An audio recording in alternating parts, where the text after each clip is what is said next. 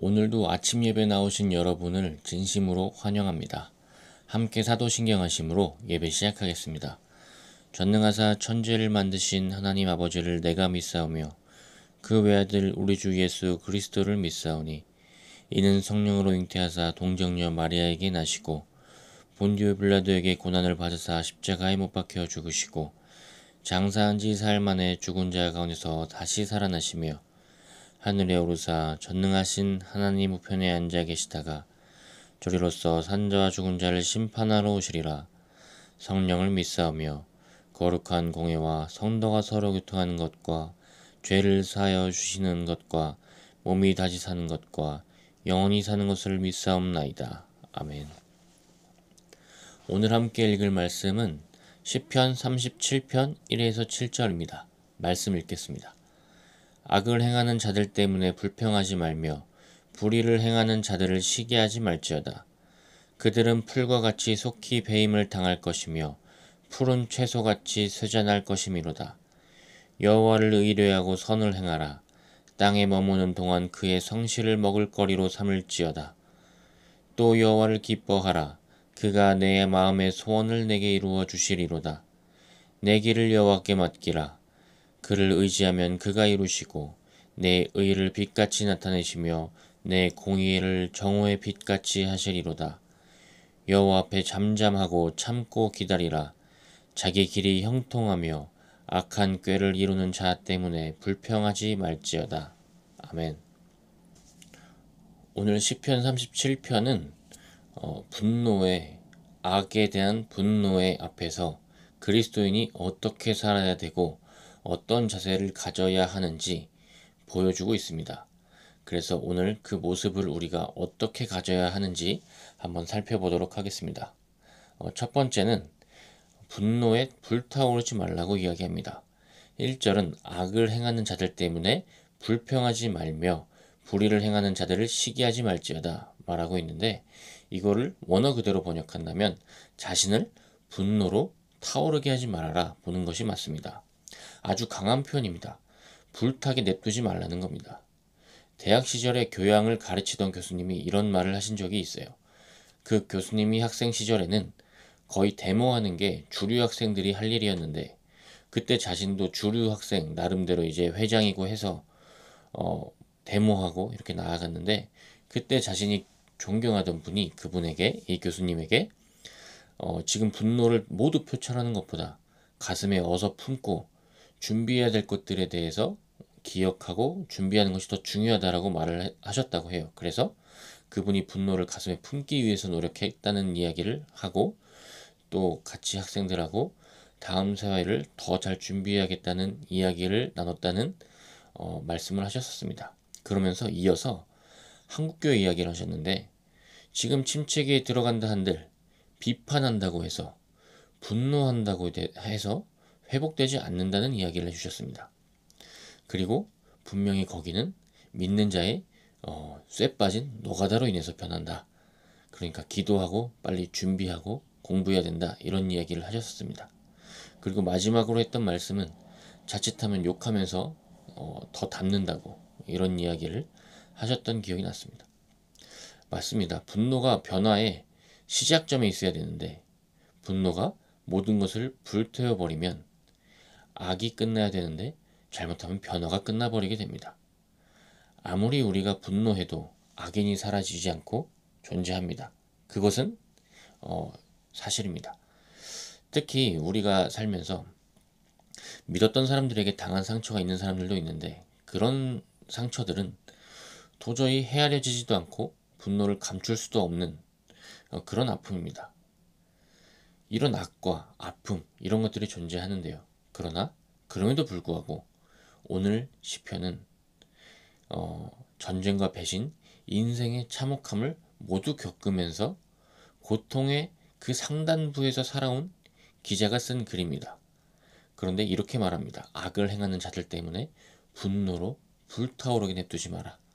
왜냐하면 하나님이 그 모든 악을 기억하시고 배워가실 것이고, 하나님이 모든 것을 기억하실 것이기 때문에 우리가 분노의 자세보다 다른 생각을 가지고 다른 목적을 가지고 분노하는 것이 목적이 아니라는 것을 기억하면서 나아가야 된다는 말을 하고 있습니다.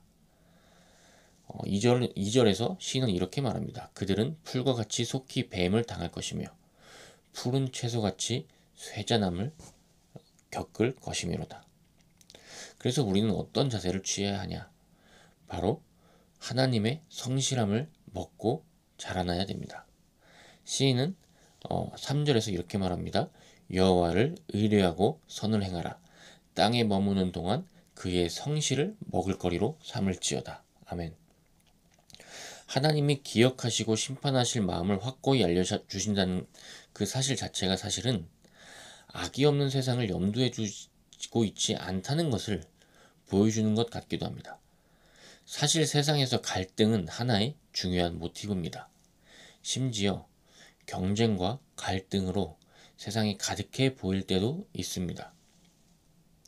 이런저런 작고 큰 갈등이 많습니다.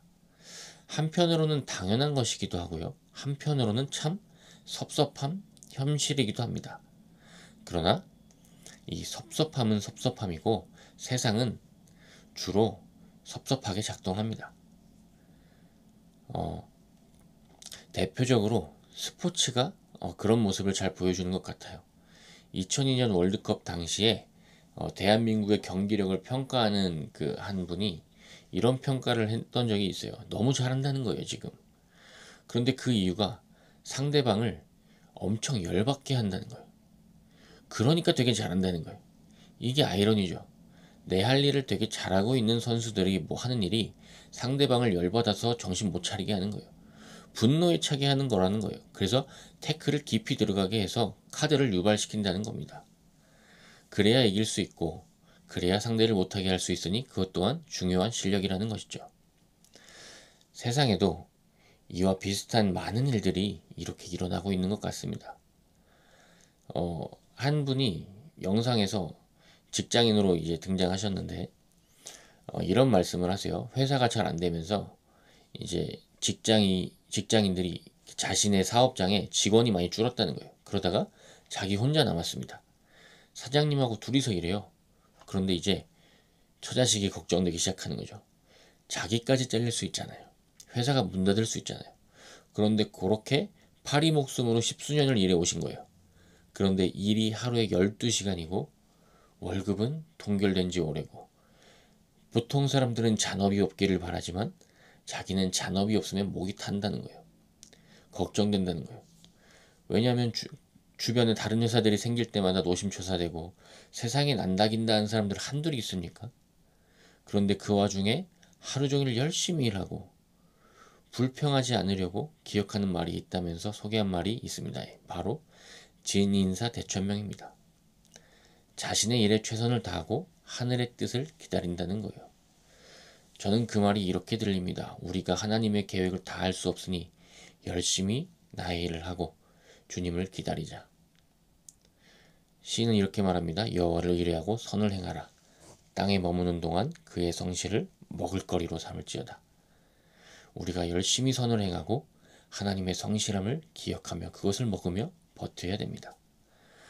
그래서 우리가 기억해야 되는 세 번째는 선하게 사는 것은 오직 믿음에서 출발해야 가능하다는 것입니다. 하나님을 믿어야 선을 행할 수 있습니다. 하나님을 믿지 못하면 우린 선을 행할 수 없습니다. 나 자신을 믿으면서 우리가 그리스도인으로 살아갈 수 있을까요? 없습니다. 왜냐하면 모든 게 부족해지거든요. 인간이 수많은 발전을 거듭하고 이 엄청난 문명을 이뤄냈음에도 불구하고 깨달은 것은 무엇입니까? 만족함이 없다는 겁니다.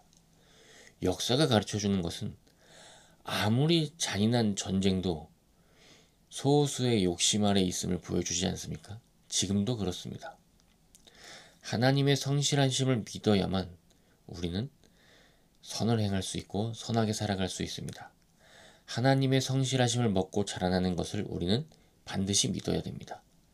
우리가 믿고 살아가는 그 발자취를 하나님은 잊지 않고 기억하십니다. 오늘 말씀 5, 6절은 이렇게 말하고 있습니다. 내 길을 여호와께 맡기라. 그를 의지하면 그가 이루시고 너의 의를 빛같이 나타내시며 내 공의를 정오의 빛같이 하시리로다. 요즘 날씨 대박이지 않습니까?